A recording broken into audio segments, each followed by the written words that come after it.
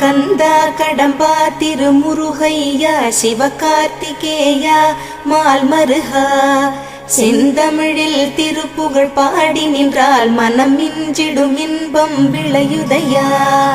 சிரகிரி வேலவனை காண்கையிலே விழி ஓரம் கண்ணீர் பெருகிடுமே.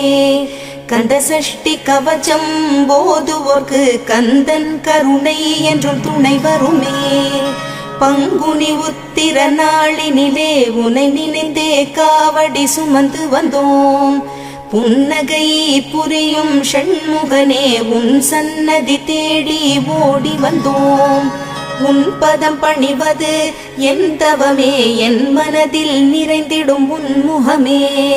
ஷண்முக பிரிய குஹ குரு சரவணனே வந்தே இன்னருளை தர வேண்டும். தென்பழனி மலையில் ஆண்டி முகம் சென்னி